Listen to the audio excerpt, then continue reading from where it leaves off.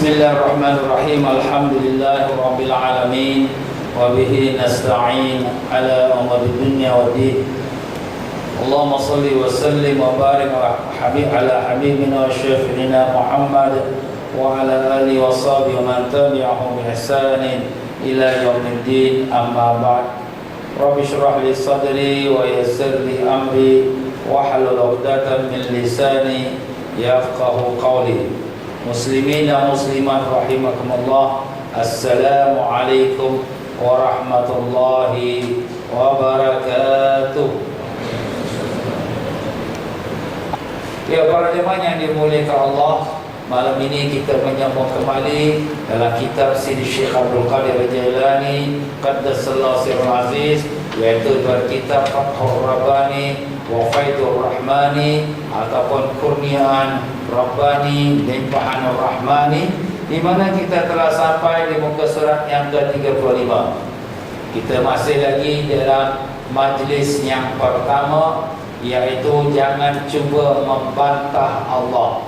Dalam pelajaran kita lepas, kita telah membicarakan bagaimana kita sebagai seorang mukmin yang mentauhidkan Allah, wajib atas kita meredai atas segala apa yang dilakukan Allah kepada kita. Tidak ada dalam dictionary kita kenapa Allah buat demikian, mengapa pula aku yang kena, tak ada dalam kamus orang yang beriman. Kerana segala apa yang berlaku sudah pastinya adalah sudah ditentukan oleh Allah Ta'ala. Dan apabila sudah ditentukan oleh Allah, pastinya dia adalah yang terbaik untuk kita. Walaupun pada mata kasar kita ianya tidak baik. Asa an takrahu syai'an wa huwa khairul lakum. Mungkin kau tak suka sesuatu, tapi itulah yang baik untuk kamu. Wa asa an tuhibbu syai'an wa huwa syarrul lakum. Dan mungkin yang kau suka tapi tidak baik untuk kamu. Wallahu ya'lamu wa antum la ta'lamun. Allah lah yang lebih mengetahui dan kau tidak mengetahui. Jadi begitulah kita orang beriman. Jangan kita membantah dengan apa yang sudah ditentukan oleh Allah. Adapun untuk usaha sebelum berlaku sesuatu, itu adalah kewajipan kita sebagai syariat. Tetapi apabila berlaku sesuatu, itulah ketentuan daripada Allah Ta'ala dan kita wajib meredainya. Menyambung daripada kalam tersebut, kita masuk di muka surat 35, iaitu di perenggan yang bawah dengan tajuk kecilnya, orang yang bersabar selalu menang.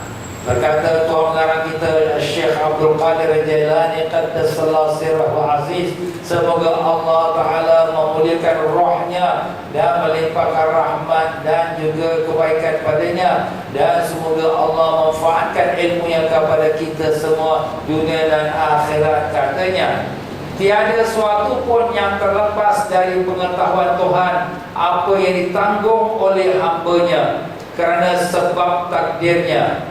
Jadi sudah setentunya kita sebagai orang beriman, kita ketahui dengan penuh yakin Allah Maha mengetahui dengan apa yang berlaku pada diri kita. Kita sakit, kita susah, kita dikena orang, kita dikata apa pun, semuanya diketahui oleh Allah Ta'ala.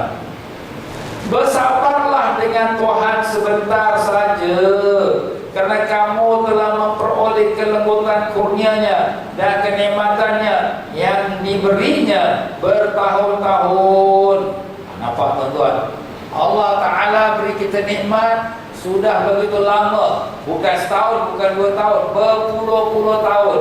Sekarang baru sedikit Allah Ta'ala bagi kita susah, sikit kita sakit, sikit kita sempit dalam kehidupan kita, baru sikit orang fitnah, orang kata kita, sedikit kesusahan tu, sabarlah. Ini kan daripada Allah juga. Yang setahun bertahun-tahun yang kau diberi Allah nikmat, kau tak nampak.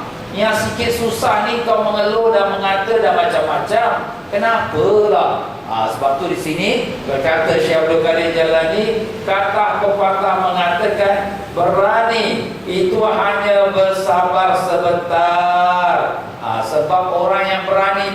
ialah orang yang sabar. Tapi berapa lama kita nak sabar? 1000 tahun? Tak ada pun. 100 tahun? Kalau sampai, tapi biasa pun tak sampai pun. Jadi sebentar saja. Kita lihat bagaimana Allah Ta'ala mencuba Nabi kita sallallahu alaihi wasallam dengan bermacam-macam orang Mekah kafir Quraisy, kata, kutuk, lontar batu, lagi macam-macam lagi. Semuanya Nabi melalui dengan penuh kesabaran. Jadi itulah dia muslimin dan muslimat. Sebenarnya sabar itulah tanda kemenangan.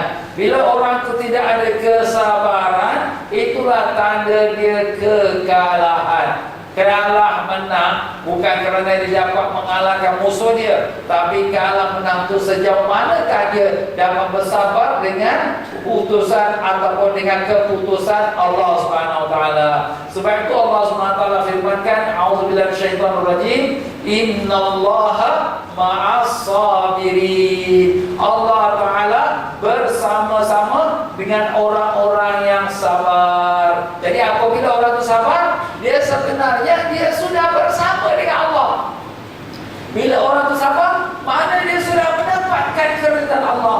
Apabila orang itu sabar, maknanya dia sudah menang dalam perjalanan cobaan yang telah dilakukan terhadap dirinya. Nampak tuan-tuan? Jadi apabila kita tidak ada kesabaran, kita mengeluh, kita mengata, kita bertanya kenapa?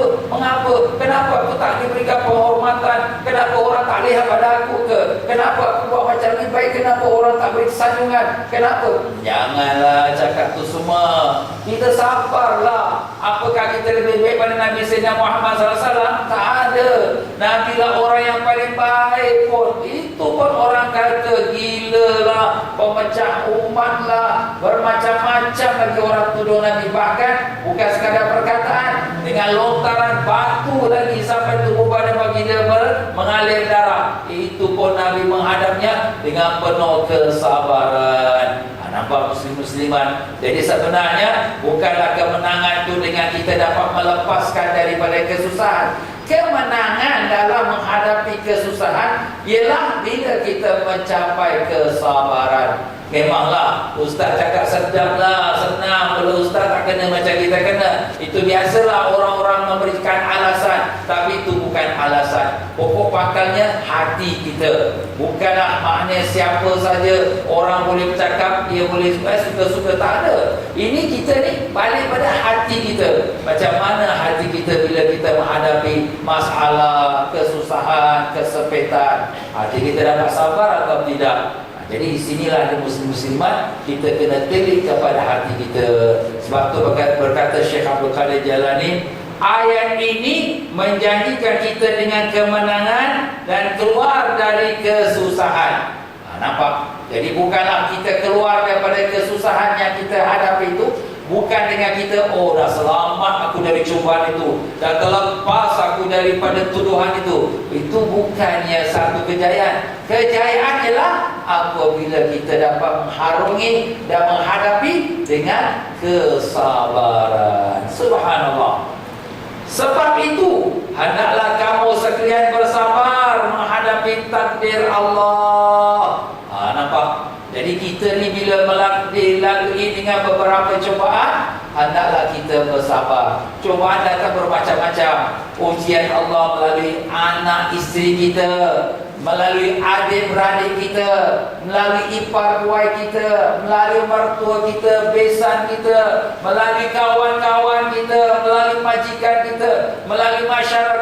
Masya Allah, Allah Ta'ala nak cuba kita boleh dengan bermacam cara yang kita tak sangka-sangka. Kita ingat cubaan itu datang dengan besar-besar, tapi yang halus-halus. Kita dalam rumah dengan isteri kita pun kita tak boleh sabar. Dengan anak kita tak boleh sabar. Nampak kenapa? Sebab kita tak nampak itu ujian Allah. Maka di sini hendaklah kita bersabar dalam menghadapi apa jua takdir daripada Allah. Sentiasa ingat kepadanya dan jangan lalai. Jadi jalan kita untuk nak dapat sabar itu macam mana? Kata Syekh Abdul Qadir Jalani, sentiasa ingat pada Allah Ta'ala. Apabila berlaku sesuatu kesakitan, kesakitan, kesusahan, kepahitan, kesempitan. Terus kita punya kiblat kita punya sambungan kita pada siapa? Ingat terus pada Allah. Jangan kata dia ni ke masalah, dia tua, dia buat aku, dia fitnah aku. Jangan. Terus kita buka kita punya file kita punya telefon kita, rohani kita, direct line kita kepada Allah Ta'ala. Ingat pada Allah. Sebab tu orang beriman, alladzina idza asabatuhum musibatun qalu inna lillahi wa inna ilaihi raji'un. Orang-orang yang beriman itu apabila terkena sesuatu musibah, terus mereka mengatakan inna lillahi, kami semua ini milik Allah, wa inna ilaihi raji'un, kami semua akan balik pada Allah. Terserahlah ya Allah apa kau nak lakukan pada kami reda ya Allah, kami reda. Nampak tuan-tuan? Tapi sudah tentulah ini siapa dia? Orang yang hati dia penuh dengan Allah Ta'ala. Bila terjatuh, Allah. Bila terkejut, Allah. Dia tak ingat lain, dia ingat pada Allah. Itulah orang yang hidup dengan hatinya dengan Allah. Jangan sekali-kali melupakan apa yang akan berlaku sesudah mati nanti. Jadi apabila kita telah terkena dengan sesuatu musibah, kita ingat pada Allah, terus direction kita bagaimana? Pergi pada alam akhirat. Kalaulah susah aku hidup kat dunia ini, bagaimana lagi kalau di akhirat? Kalau macam ini kita panas dalam dunia ini, macam mana lagi panas ke akhirat? Kalau macam inilah kita dalam keadaan yang tersiksa, bagaimana lagi akhirat? Subhanallah. Terus bawa dia punya pemandangan ke alam akhirat. Kenapa? Sebab jiwa dia itu hidup. Jiwa dia itu adalah jiwa yang hidup dengan Allah. Macam mana jiwa dia hidup? Ialah dengan zikrullah. Sebab Nabi SAW telah mengatakan, masalul ladzina yazkurunallah wal ladzina la yazkurunallah kamathalil hayyi wal mayyit. Umpama orang yang berzikir pada Allah dengan orang yang tak berzikir pada Allah, umpama orang yang hidup dengan yang mati. Sebab tu Khalid bin Walid radhiyallahu an, seorang panglima Islam yang di mana waktu dia memimpin 30,000 bala tentera Islam nak memerangi bala tentera Rom yang 300,000, 10 kali ganda daripada bala tentera Islam. Apa dia kata kepada bala tentera Islam? Aku tidak gentar dengan mereka kerana kita adalah hidup dan mereka itu adalah mati. Apa yang kita nak takut? Perang dengan orang yang mati. Kenapa Khalid bin Walid katakan demikian? Kerana kita orang Islam, orang yang hatinya hidup dengan Allah, hidup dengan zikrullah.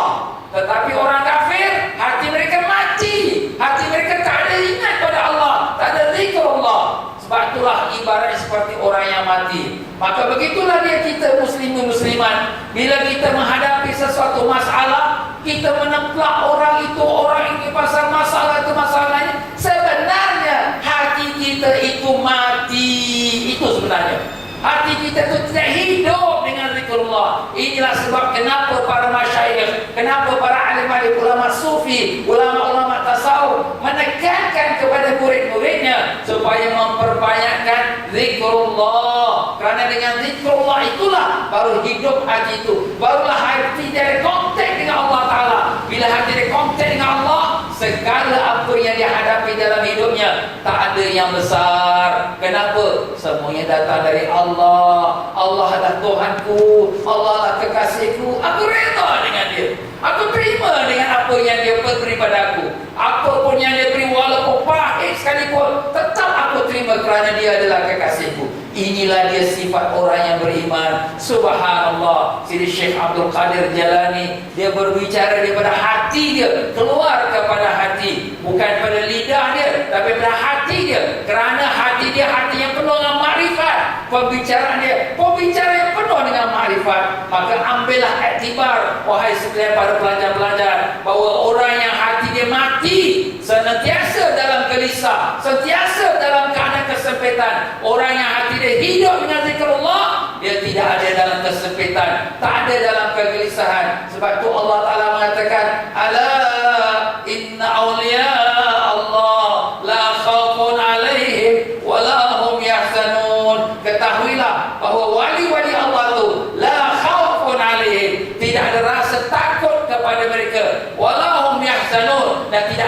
sedih pada mereka. Kenapa? Sebab mereka lihat semua datang pada Allah.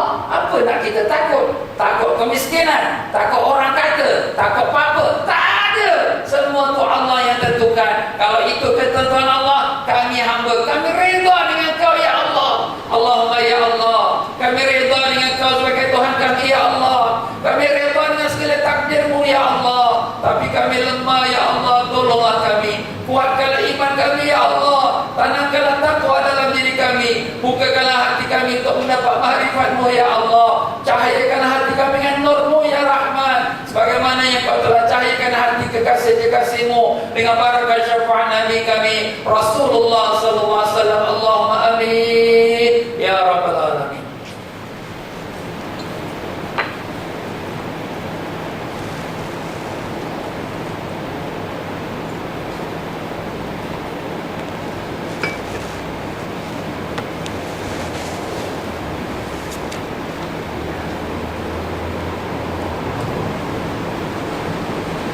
Lebih baik ingat dari sekarang.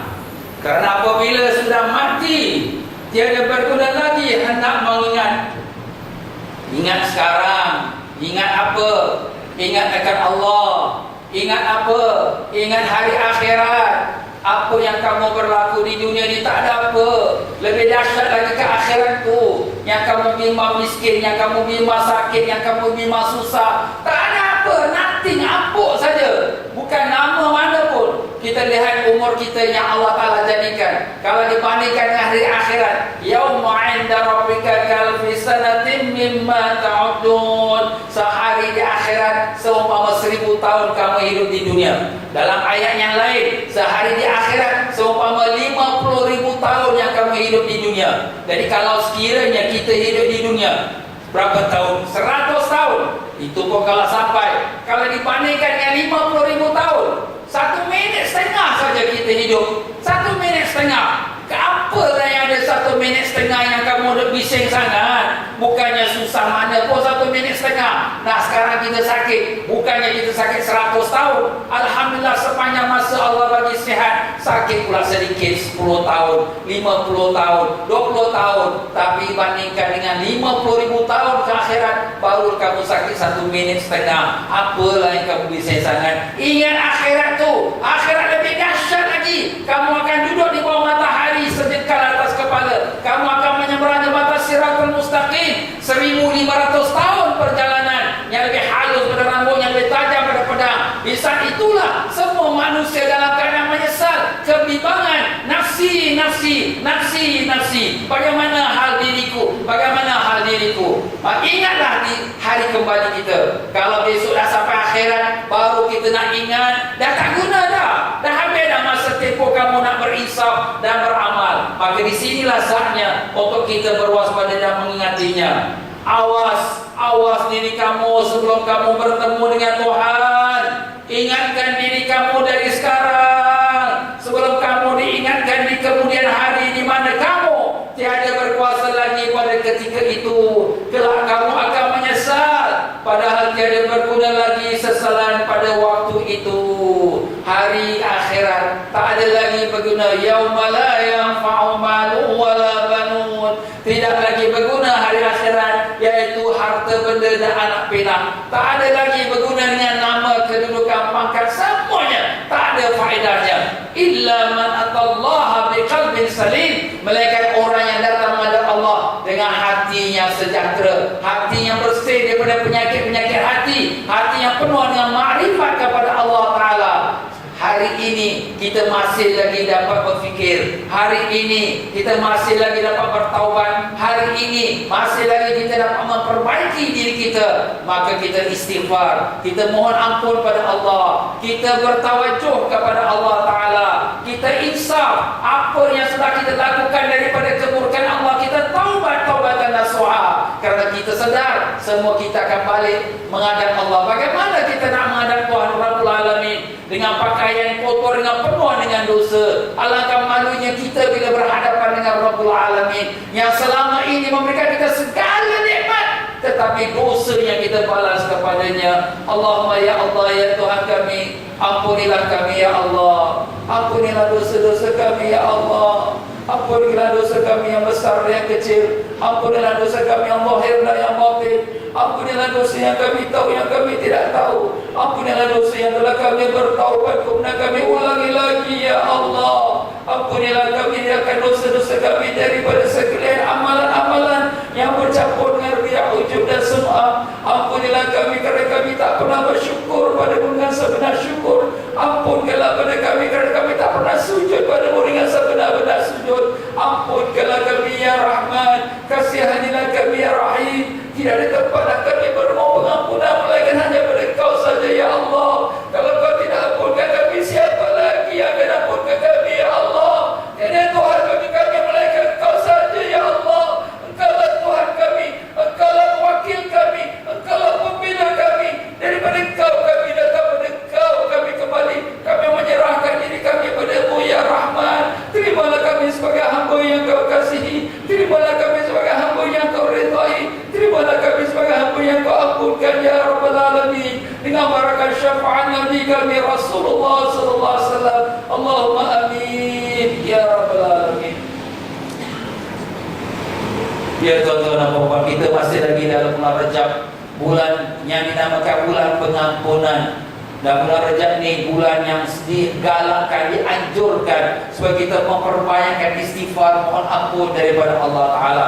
Lebih-lebih lagi pagi, petang, waktu-waktu mustajab, banyakkan istighfar. Kalau dapat baca Sayyidul Istighfar setiap pagi dan petang. Dan kalau dapat baca istighfar Rajab yang ada dalam kitab Majmu' Syarif Yasin, kita ambil tu, kita baca istighfar Rajab. Itu diajarkan malaikat Jibril pada Nabi kita, dan diajarkan Nabi kita pada Sayyidina Ali radhiyallahu an. Itu diamalkan oleh alim-alim ulama kita. Jadi kita amalkan istighfar Rajab tu pagi petang. Kalau dapat, tak dapat sehari sekali kita baca, jangan sampai terlepas.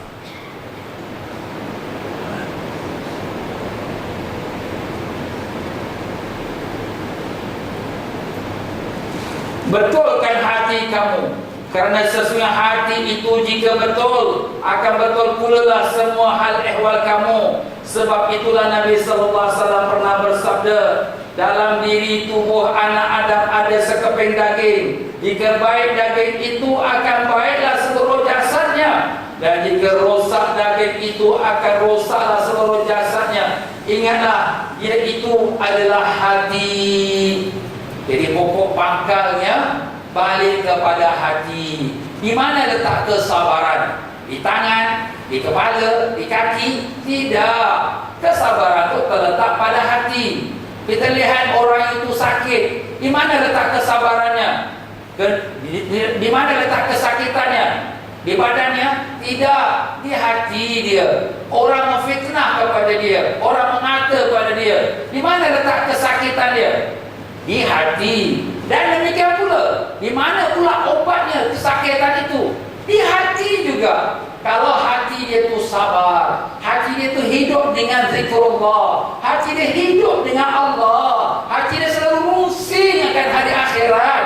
Segala apa yang dia hadapi, sakit badannya, sakit dengan difitnah orang, sakit dikata orang, semua itu akan menjadi ringan. Kenapa? Karena hatinya itu tidak rusingkan kepada kesakitan zahir, tapi hati itu rusingkan kepada kesakitan di hari akhirat. Bimbang di hari akhirat, bagaimana nak menghadap Allah. Sebab itulah pokok pangkalnya hati. Sebab itulah ulama-ulama tasawuf dalam memperbaiki murid-murid dalam jalan menuju pada Allah, dia bukan memperbaiki tangan, kaki, kepala, dia memperbaiki hati. Macam mana nak menembusi hati itu? Bagaimana nak cuci hati itu? Macam mana nak ubatkan hati itu? Tak ada jalan lain melainkan dengan zikrullah. Ala bi zikrillah tatma'innul qulub. Apa kata Allah? Ketahuilah bahawa dengan zikrullah itu hati akan menjadi tenang.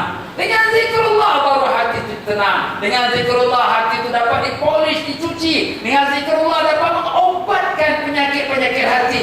Zikrullah. Sebab tu Allah Ta'ala mengatakan, ya ayyuhallazina amanu dzkurullaha dzikran katsira. Wahai orang beriman, berzikirlah kamu pada Allah dengan zikir yang banyak. Dalam kita duduk kita berzikir, dalam kita berjalan kita berzikir, dalam kita berbaring kita berzikir. Alladzina yazkuruna Allah qiyaman wa qu'udan wa 'ala junubihim. Orang-orang yang berzikir pada Allah dalam keadaan diri, duduk, berbaring, sentiasa berzikir pada Allah Taala. Apa pun pekerjaan kita buat, kita berjoging, kita berzikir. Ibu-ibu yang masak berzikir, yang sedang menyusukan anak berzikir, yang sedang membasuh berzikir, ayah-ayah yang pergi kerja sedang memandu berzikir. Apa saja pekerjaan kita berzikir.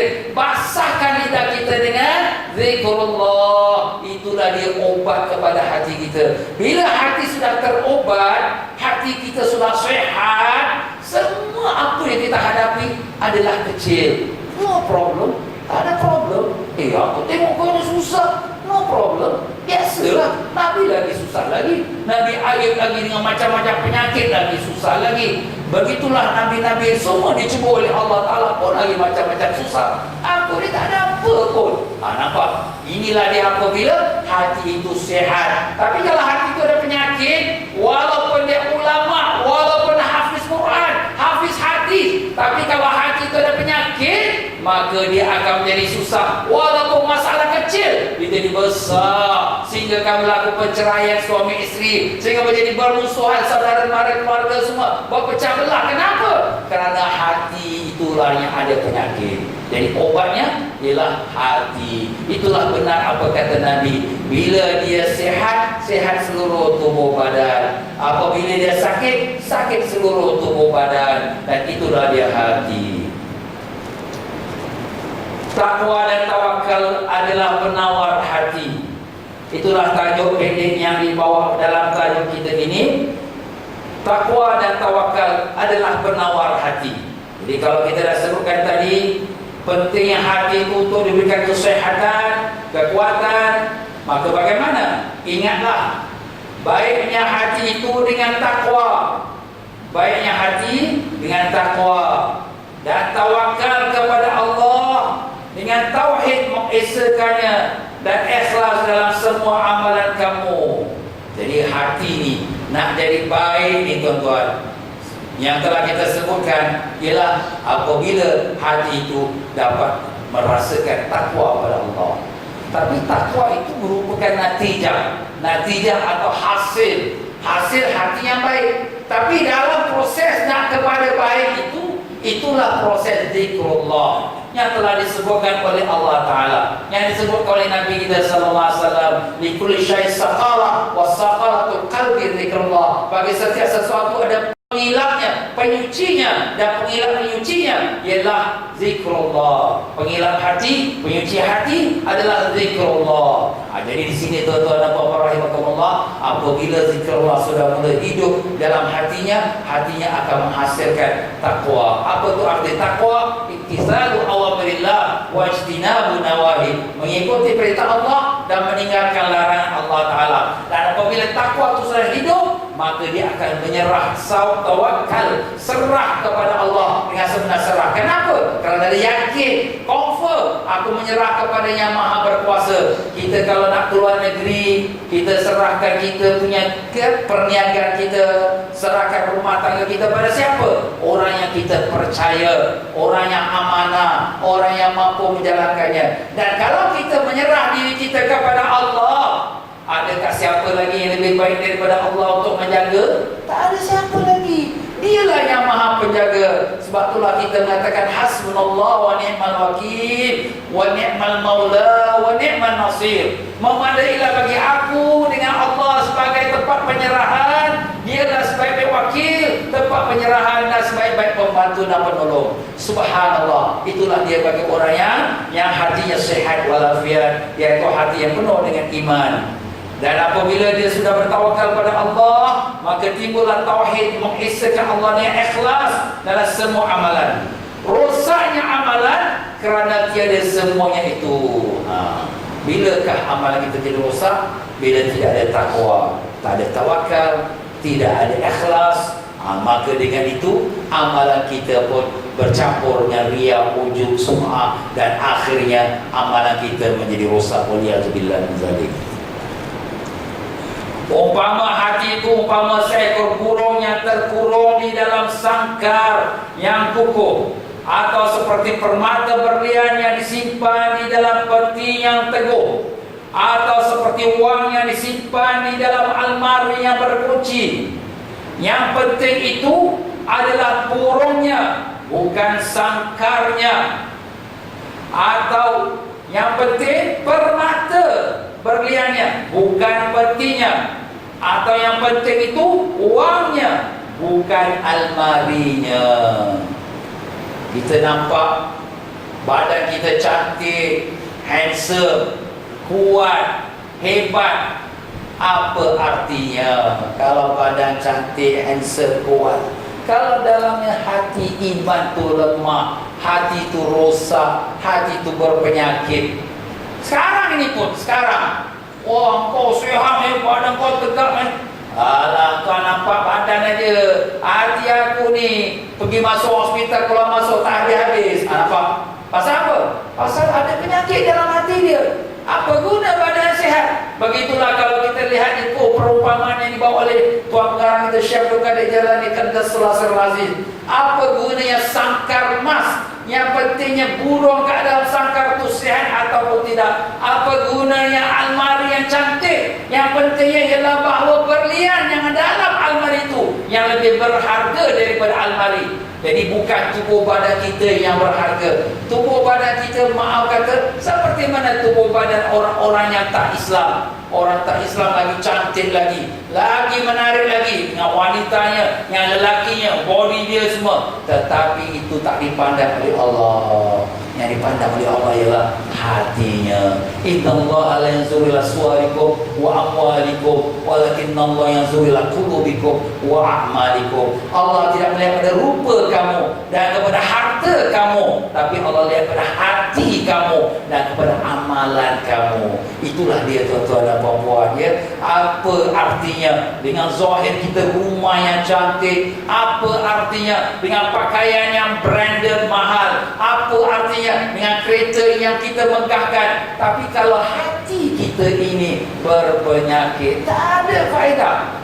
Kita lihat hari ini orang-orang kaya dengan bermacam-macam kemewahan, tapi sebenarnya hati-hati mereka semua dalam keadaan kesusahan. Ya, apa ustaz cakap susah? Apa tak susah? Hutang keliling pinggang. Apa tak susah? Bila balik rumah, isteri, suami, anak semua tidak berteguran. Kalau apa bercakap sikit, dah mula nak bergaduh. Kenapa? Sebab tidak ada ketenangan jiwanya. Inilah yang berlaku pada orang-orang yang hidupnya hanya mata benda material sahaja. Sebab tu kita kena awas, jangan sampai kita jatuh dalam penyakit ini.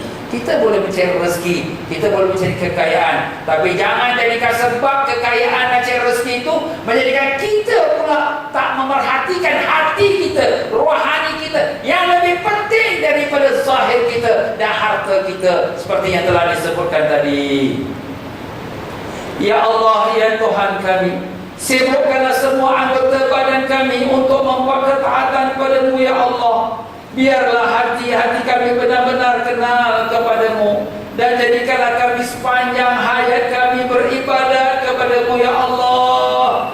Biarlah malamnya ataupun siangnya, dan kumpulkanlah kami dengan mereka yang telah mendahului kami dari kaum yang salihin. Berilah kami rezeki, dan berilah kami kurnia seperti yang Kau berikan kepada mereka, ya Allah. Dan perhatikanlah kami seperti mana yang Kau telah berikan perhatian kepada mereka. Amin, amin, amin, ya Rabbal Alamin. Itulah kita pun sebenarnya, apa pun yang kita lakukan, kita perlu rujuk kepada Allah, mohon bantuan daripada Allah. Sebagaimana kita telah pelajari dalam pelajaran kitab Hikam, apa pun amalan kita tidak dapat mengubah kita, tak dapat membantu kita, dunia kita, akhirat kita. Yang membantu kita, yang mengubah kita, siapa dia? Allah Ta'ala. Tetapi amalan itu adalah merupakan sebagai pendekatan diri kita kepada Allah, sebagai mengikut syariat Nabi kita Sayyidina Muhammad sallallahu alaihi wasallam. Itu memang disuruh. Jangan kita kata, oh kalau gitu kita tak payah beramal, Ustaz. Kalau Allah nak, Allah sendiri bersihkan diri kita. Tidak. Setiap sesuatu kena ada usul. Likulli syai'in sababa wa ja'alna likulli syai'in sababa. Allah Ta'ala telah mengatakan, kami telah jadikan setiap sesuatu ada sebab. Jadi Allah Ta'ala bila nak ambil seorang tu menjadi orang yang baik, Allah Ta'ala letakkan hati dia suka pada beramal, suka pada beribadat, tenang jiwa dia. Tapi kalau orang yang Allah Ta'ala memang nak letakkan dia ke dalam neraka Jahannam, na'udzubillah min zalik, maka dia suka kepada dosa dan maksiat, lalai dia daripada Allah Ta'ala. Sebab itulah di sini, walaupun kita mengatakan semuanya itu adalah datang daripada Allah Ta'ala, tetapi kita juga berusaha dengan sebab-sebab amal-amal soleh. Dan selebihnya kita bermohon kepada Allah Ta'ala untuk memperbaiki diri kita. Allahumma amin ya rabbal alamin. Contohilah para solehin dalam amalan mereka. Itulah tajuk pendek Al-Imam Syekh Abdul Qadir Jailani Qaddasallahu sirrahu aziz. Wahai kaumku, hendaklah kamu lakukan terhadap Allah Azza wa Jal seperti yang dilakukan oleh para orang solehin, supaya Allah pula melakukan terhadap kamu seperti yang Allah lakukan terhadap mereka. Jika kamu mahu Allah Ta'ala melakukan terhadap kamu seperti itu, maka hendaklah kamu berusaha melakukan ketaatan kepada Allah dan bersabar dengan semua kerja itu, kemudian reda terhadap semua yang ditakdirkan buat kamu dan buat selain kamu. Subhanallah. Kita bercita-cita untuk mencontohi orang-orang solehin, ingin bersama-sama orang solehin. Orang solehin, orang-orang yang dikasihi Allah, maupun mereka para sahabat, daripada tabi'in, daripada tabi'in, daripada alim-alim ulama kita, orang-orang aulia Allah, wali-wali Allah, imam-imam kita. Kita ingin nak mengikuti contoh mereka, nak bersama-sama mereka. Ikutlah apa yang mereka punya perjalanan. Sabar perjalanan mereka, tawadhu mereka, redha dengan apa yang ada dalam hidup mereka, dengan apa yang ditakdirkan Allah, mereka terima dengan sepenuh hati. Tak ada berontak, tak ada bertanya kenapa, mengapa, tak ada. Sebab mereka cinta kepada Allah. Maka kalau sekiranya kita nakkan Allah beri pada kita seperti mana Allah beri pada mereka orang yang solehin, kita lakukan seperti mana mereka lakukan.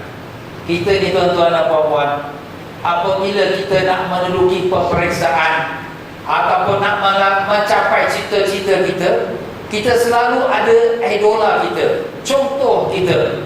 Kalau kita nak jadi seorang engineer yang berjaya, kita ambillah contoh seorang engineer yang berjaya. Macam mana dia bekerja keras, macam mana dia boleh berusaha untuk sampai kepada kelulusan yang tinggi. Kalau kita nak jadi seorang doktor yang berjaya, kita ambil contoh seorang doktor yang telah berjaya dalam lapangan kedoktoran. Kalau kita nak jadi orang yang mendapat rahmat Allah, kita carilah contoh orang yang mendapat rahmat Allah. Siapa dia? Kekasih-kekasih Allah, orang solehin, para wali-wali Allah. Ustaz, mana kita boleh jadi macam tu? Itu kita yang kata, tapi Allah yang menentukan. Tapi kita buat apa yang kita boleh. Tasyabbaha biqaumin falahun, iaitu kita menyerupai sesuatu kaum yang solehin ialah satu kemenangan. Tak banyak sedikit apa yang mereka amal. Solat tahajud, mereka panjang tahajudnya, kita buat yang pendek. Mereka beramal bersiwak, kita pun beramal bersiwak. Mereka beramal berzikir, kita pun beramal berzikir. Mereka beramal dengan pakaian sunnah Nabi, kita pun beramal dengan pakaian sunnah Nabi. Apa yang terpampu kita buat. Walaupun tak banyak, tapi sedikit itu membukakan pintu rahmat Allah Ta'ala. Apabila Nabi Musa AS berdakwah kepada Firaun, maka dikumpulkan semua tukang sihir untuk nak melawan dengan Nabi Musa. Siapa yang lebih kuat lagi dia punya ilmunya. Maka apabila semua tukang sihir melihat tongkat Nabi Musa yang bertukar menjadi ular dan makan semua ular-ular tukang sihir, maka tukang sihir semua terus sujud kepada Allah. Kami beriman pada Tuhan Musa dan Harun. Nabi Musa terkejut dan berkata, ya Tuhan, Engkau perintahkan aku untuk dakwah kepada Firaun. Tapi Firaun tak beriman. Tapi kenapa tukang sihir ni pula beriman? Kata Allah Ta'ala, wahai Musa, aku suka kepada tukang-tukang sihir ni. Kenapa? Kerana mereka mengikuti akan sunnahmu. Engkau ada tongkat, mereka pun ada tongkat. Engkau pakai serban, mereka pun pakai serban. Engkau pakai jubah, mereka pakai jubah. Dengan sebab tu aku berikan mereka hidayah. Subhanallah. Padahal mereka tukang sihir, tapi kerana tersyabbah, menyerupai apa yang ada pada Nabi Musa, menjadikan Allah pun suka pada mereka dan memberikan mereka hidayah. Itu hidayah di tangan Allah. Sebab itulah di sini kita tak dapat banyak, sedikit saja. Semacam mana kita lahirkan rasa cinta kepada Rasulullah sallallahu alaihi wasallam. Kita ni siapalah dibandingkan Nabi itu, manusia yang mulia. Tapi sedikit dengan kita berselawat, menunjukkan rasa kasih kepada Nabi sallallahu alaihi wasallam. Walaupun kita tak hidup zaman Nabi, walaupun kita tak bertemu dengan Nabi, tapi kita tunjukkan rasa kasih kita kepada Nabi sallallahu alaihi wasallam. Sehingga kan dibuatkannya contoh bentuk capal atau kasut Nabi sallallahu alaihi wasallam sebagai tanda rasa kasih kita pada Nabi. Walaupun ini sebagai contoh bentuk saja, capal Nabi, kasut Nabi, tapi itu pun jadikan kita rasa sayang kerana dia adalah capal yang digunakan oleh kekasih Allah Rasulullah sallallahu alaihi wasallam. Subhanallah. Itulah dia tuan-tuan dan puan-puan, sebagai tanda kita sedikit daripada penyerupaan kita. Mudah-mudahan Allah bukakan lagi yang lebih banyak berrahmat dan berbelas kasihan. Amin. Orang-orang yang soleh itu ialah yang berzuhud kepada dunia. Mereka telah mengambil nasib mereka daripada dunia itu dengan penuh takwa dan wara'. Lalu mereka memohon akhirat dengan memperbanyak amalan kerananya. Ini contoh orang soleh, zuhud dalam hidup dunia. Zuhud itu apa? Berpada dengan apa yang ada. Tak ada tamak pada dunia. Tapi apakah selebihnya? Selebihnya diambil dengan jalan wara'. Nak ambil dunia pun dengan caranya wara', jangan sampai yang haram. Dan kemudian memohon kepada Allah dengan banyak amal. Mereka telah menolak tuntutan hawa nafsu mereka dan mentaati tuntutan Tuhan mereka. Menolak hawa nafsu ni yang haram, yang halal, isteri yang halal, makanan yang halal, itu memang disyariatkan. Tapi yang haram, isteri orang jangan, anak dara orang jangan, makanan yang syubhat jangan. Begitulah maksudnya, iaitu mereka menolak hawa nafsu mereka dan mentaati tuntutan Tuhan mereka. Mereka telah menasihati diri mereka terlebih dahulu, kemudian mereka menasihati pula diri orang lain. Sentiasa menasihat dirinya. Kita ni, kalau sekira kita, orang nasihatkan kita, kadang-kadang kita marah. Kau ni pandai-pandai nak nasihat aku, kau lebih baik. Tapi kita nasihatkan diri kita. Sebab kita dah belajar. Kita nak buat perkara yang tak baik. Ini tak baik, ini Allah Ta'ala tak suka. Astaghfirullahaladzim. Kita nasihatkan diri kita. Dan jangan pandai nasihat orang tapi diri kita pun tak nasihat. Maaf kata lima taqulu ma la taf'alun. Allah mengatakan, kenapa kau berkata tapi kamu tak buat? Orang jangan buat, buat ini, tapi kita sendiri tak buat. Jangan macam tu. Kita seberapa boleh kita pun lakukan. Tapi ustaz, kalau macam ni kita tak boleh nak dakwah lah. Sebab kita pun belum buat lagi apa yang kita nak suruh. Sebaik-baiknya kita buat apa yang kita nak suruh orang buat, kita buat dulu. Kita nak suruh orang sembahyang tahajud, kita sembahyang tahajud dulu. Kita nak suruh orang baca Quran, kita baca Quran dahulu. Dan demikianlah sebaliknya, kita nak suruh orang tinggalkan maksiat, kitalah yang pertama tinggalkan maksiat dulu. Tapi sebagai manusia, tak sunyi kita daripada terjatuh dalam kelalaian, terjatuh dalam dosa. Itu tak menghalang. Kenapa? Sebab kita tidak maksum. Yang maksum, yang terpelihara pada dosa ialah Rasul-Rasul Allah. Mereka yang terpelihara. Tapi sebagai kewajipan kita menyampaikan dakwah, kita sampaikan yang sekadar mana yang kita termampu. Dan dengan itu kita berhenti pada nasihati diri sendiri sebelum menasihati orang lain. Wallahu a'lam.